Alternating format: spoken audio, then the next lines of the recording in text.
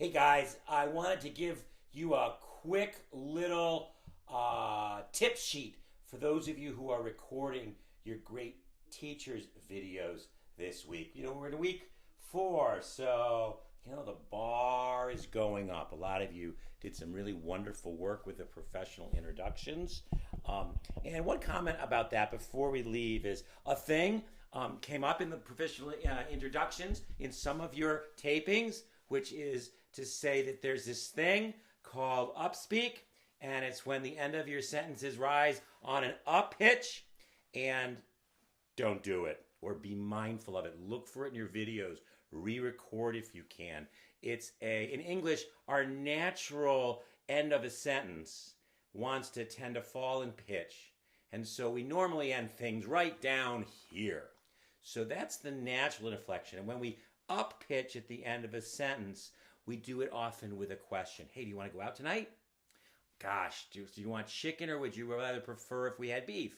So anyways, this up pitch at the end of sentences has a name. It's called upspeak. There's all kinds of reasons that people do it. Women do it more than men. Young people do it more than old people. But it is a sign of a conversational, lower diction style. And so in formal speeches, we tend to avoid it. Please do.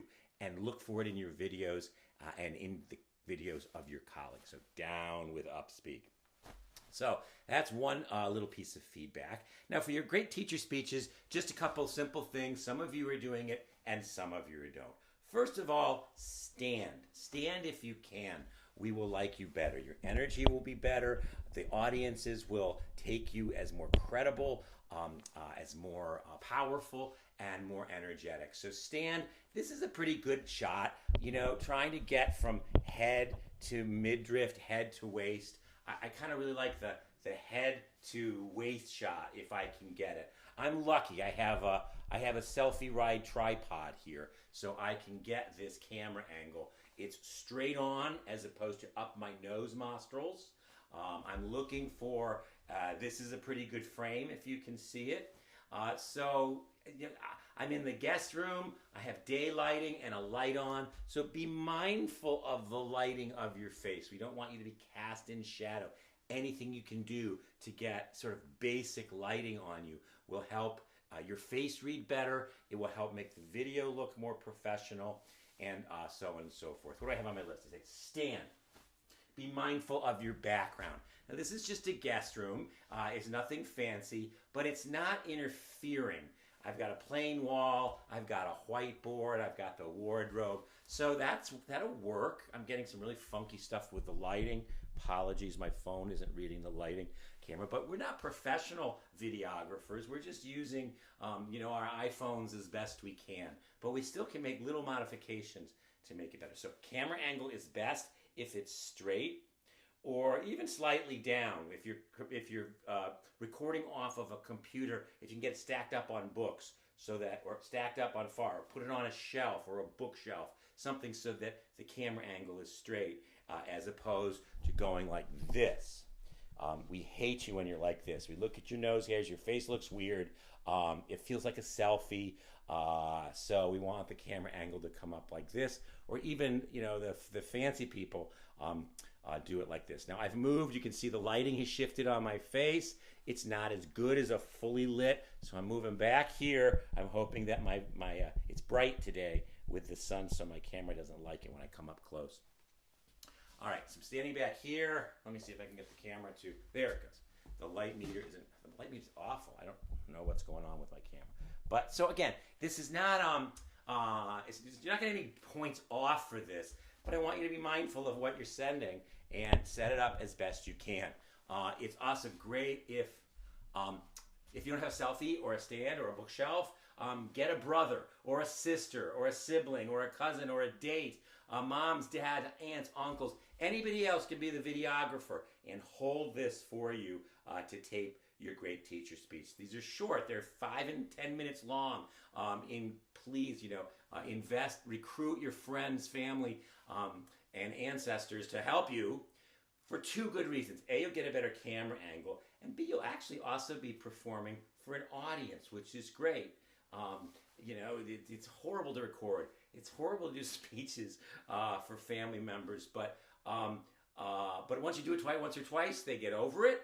You get over it, and you start building up this practice bank of talking, of performing with people in the room. We can't do it in a classroom. That's a lot of our work in the classroom. But having videographers or people watching you while you're giving these videos is a great way to get a better video and also to incorporate some help and support for your good hard work. Now, about hands. If you don't know what to do with your hands, put them here, finger to finger, touch tip, and hold them just like this. This is not because this is a good position. It's because it's a very unnatural position. And before you know it, your hands will be moving around, as they do and should with your thoughts. So the vowel dance, we'll do some more warm-ups to connect your skeletons to your thinking. But there's nothing wrong with moving your hands as long as it's not a tick.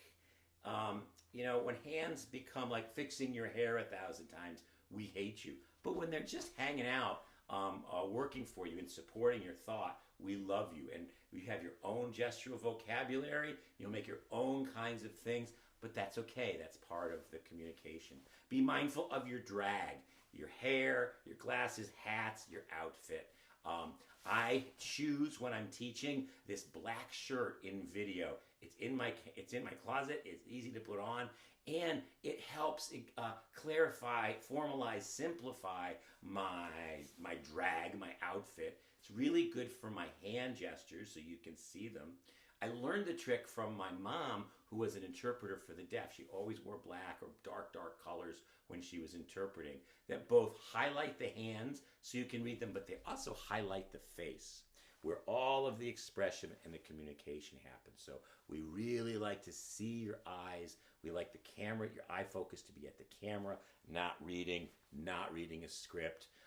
That's how the ideas, they flow out of our eyes so your audiences can catch them. So drag, lighting, stand, hands.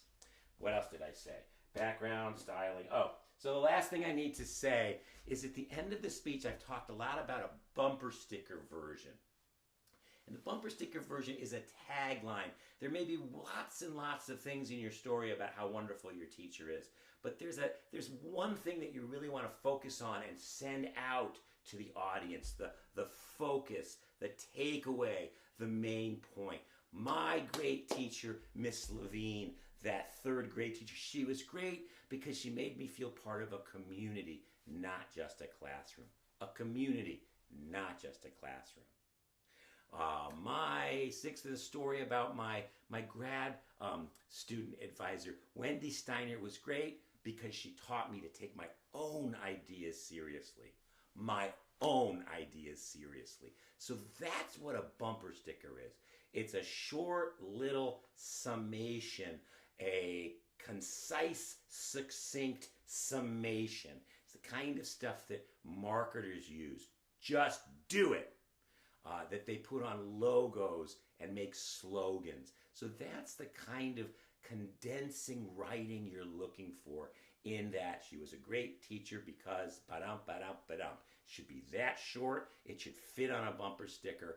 And it really should be the succinct, concise summation, the focus of your thinking. That's how we can tell a well-written teacher speech. There is a clear, focused bumper sticker version of the idea. So we want to hear that at the end. We want it in a speech. It's something that can be repeated 1, 2, 3 times. Some students have put it at the very, let me tell you about a teacher who taught me about community. Some people put it right at the top of their speech, and then they've repeated it 2 or 3 times at the end. So that's the number one thing I'm looking for in these great teacher speeches. Beautiful smiles, beautiful you, sure, great stories too, but what I really am listening for are these bumper sticker versions at the end of your speech. Have a blast!